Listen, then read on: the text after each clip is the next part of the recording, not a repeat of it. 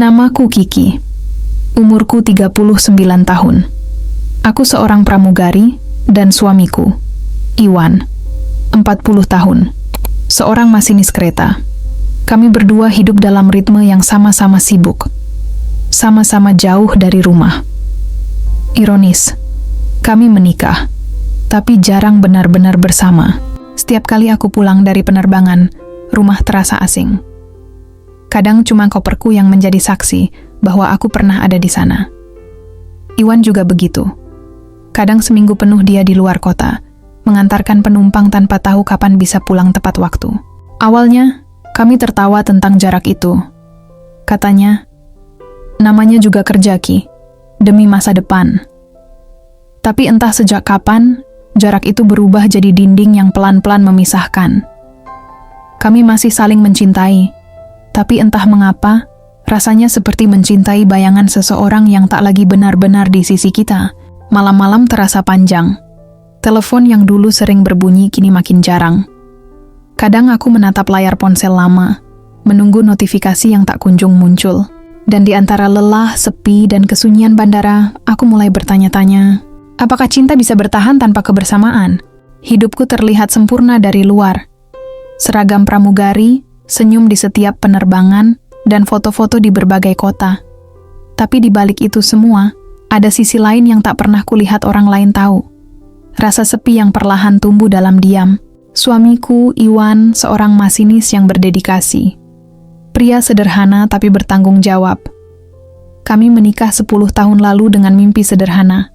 Hidup bersama, membangun rumah kecil, dan menua dalam kebahagiaan. Namun pekerjaan kami membuat mimpi itu terasa jauh. Dalam sebulan, aku bisa terbang ke 3 kota berbeda, sementara Iwan bisa menghabiskan waktu berhari-hari di perjalanan kereta antar kota. Kami hanya bertemu di sela waktu, mungkin 2 atau 3 kali sebulan. Itu pun sering diisi dengan tidur, karena tubuh kami sama-sama lelah. Awalnya, kami masih berusaha saling memberi kabar. Video call sebelum tidur, pesan singkat di pagi hari, atau kiriman foto dari tempat kerja masing-masing. Tapi lama-kelamaan, semua itu memudar. Aku mulai terbiasa makan sendiri, tidur sendiri, dan berbicara pada bayangan di cermin. Pernah suatu malam aku pulang setelah penerbangan panjang. Di meja makan masih ada makanan yang sudah dingin. Sup buatan Iwan. Ada secarik kertas di sampingnya. Aku harus berangkat lagi malam ini. Maaf Ki. Aku hanya menatap tulisan itu lama-lama. Bukan karena marah, tapi karena lelah. Rasanya seperti hidup bersama seseorang yang selalu ada di hidupku, tapi tak pernah benar-benar hadir. Di bandara, aku sering melihat pasangan yang saling menjemput, berpelukan, tertawa kecil sambil menggandeng koper. Aku tersenyum melihat mereka, tapi di dalam hati ada rasa perih yang tak bisa kutahan. Aku rindu hal sederhana, duduk berdua di ruang tamu tanpa terburu-buru, menonton televisi sambil memegang tangan Iwan. Namun realita tidak seindah itu. Pekerjaan kami membuat kami saling menjauh, bukan karena tidak cinta, tapi karena waktu seolah tak berpihak. Dan entah sejak kapan, aku mulai merasa ada jarak yang tak lagi bisa dijembatani dengan sekadar pesan singkat. Sebuah jarak yang membuatku takut. Bukan takut kehilangan, tapi takut terbiasa tanpanya. Hari-hari terus berjalan tanpa arah yang pasti. Jadwalku padat, begitu juga Iwan. Aku bangun pagi, berdandan dengan senyum profesional, lalu terbang ke kota lain. Malamnya, di hotel yang sepi, aku hanya menatap langit-langit sambil memutar pesan suara Iwan yang sudah lama kusimpan. Suaranya terdengar jauh, seperti masa lalu yang tak bisa kuulang. Komunikasi kami mulai berubah. Dulu, setiap pesan darinya membuatku bersemangat. Kini, setiap notifikasi terasa seperti kewajiban yang harus kujawab. Sudah sampai, Mas. Iya, aku makan di pesawat. Percakapan pendek, hambar, tanpa makna. Kami seperti 2 orang asing yang tinggal di rumah yang sama, tapi di waktu yang berbeda. Suatu malam, aku sempat pulang lebih awal. Kupikir bisa mengejutkan Iwan. Tapi yang menyambutku hanya rumah gelap dan sunyi. Aku menyalakan lampu, duduk di sofa, dan menatap ruang kosong itu. Di meja ada secarik catatan. Aku lembur, kereta malam Bandung. Aku menghela napas panjang. Rasanya bukan lagi kecewa, tapi pasrah. Beberapa minggu kemudian, aku bertemu dengan rekan kerja lama, Arman, pilot yang dulu sering satu kru denganku. Ia ramah, humoris, dan entah kenapa, percakapannya terasa hangat. Tidak berlebihan, tidak menggoda, hanya membuatku merasa didengar. Mungkin itu yang selama ini hilang dari hidupku. Seseorang yang mau mendengar.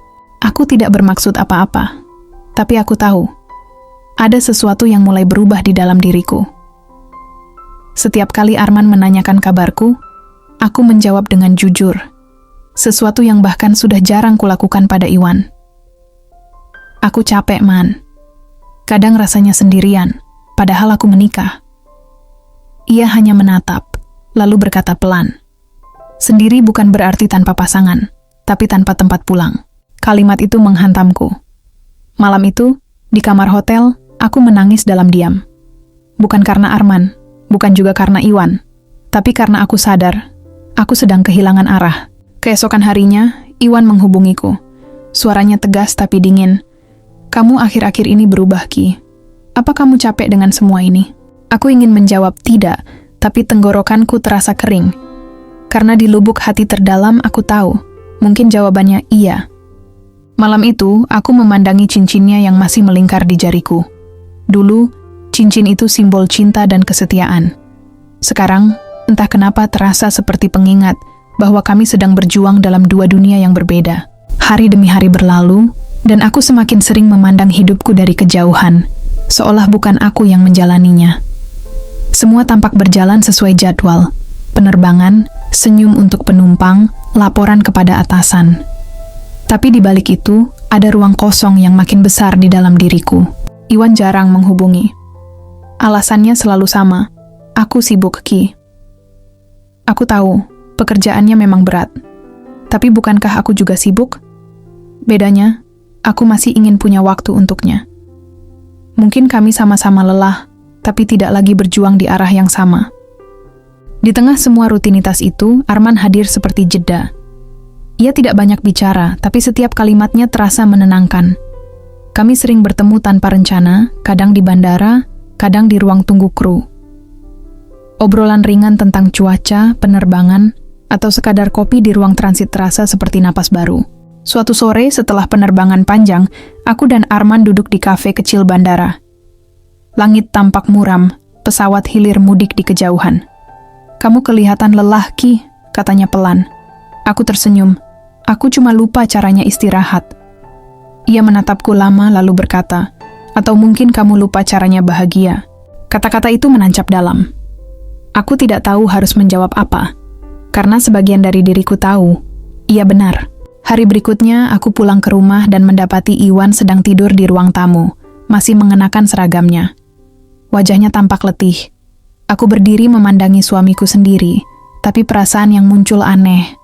Bukan rindu, bukan sayang, tapi semacam jarak yang tak bisa dijembatani. Di kamar aku membuka ponsel dan melihat pesan dari Arman. Kamu baik-baik saja? Aku menatap layar lama sekali. Ingin menjawab jujur, tapi akhirnya hanya menulis, aku sedang belajar. Beberapa hari kemudian, Arman meminta izin untuk datang ke rumah, menyerahkan dokumen kru yang tertinggal. Aku sempat ragu, tapi entah kenapa, aku mengizinkannya. Saat ia datang, Iwan sedang di luar kota. Rumah terasa hangat, tapi juga canggung. Kami tidak banyak bicara, hanya duduk sambil minum teh. Namun di antara diam itu, aku merasa ada sesuatu yang berubah dalam diriku. Bukan karena Arman, tapi karena aku mulai sadar. Selama ini aku hidup untuk semua orang. Untuk penumpang, untuk pekerjaan, untuk suami yang jarang di rumah. Tapi bukan untuk diriku sendiri. Saat Arman pamit sore itu, ia hanya berkata, jangan lupa bahagiakan dirimu juga, Ki. Aku menatap punggungnya menjauh di balik pagar rumah. Ada sesuatu dalam hatiku yang bergerak pelan, seperti langkah kecil menuju sesuatu yang belum kupahami sepenuhnya. Dan entah kenapa, malam itu aku tidur tanpa merasa kesepian seperti biasanya. Beberapa minggu setelah pertemuan itu, hidupku terasa berbeda. Aku mulai lebih tenang, tidak terlalu sibuk mencari perhatian siapapun. Namun di sisi lain, hubungan dengan Iwan semakin terasa hambar. Kami jarang bicara, Bahkan saat di meja makan pun hanya suara sendok dan piring yang terdengar. Sampai suatu malam, Iwan tiba-tiba bertanya, "Kamu kenal Arman?" Aku terdiam. Jantungku berdetak cepat. Ia menatapku lama, wajahnya datar tapi matanya tajam. "Teman di bandara, kan?" Lanjutnya. Aku mengangguk perlahan.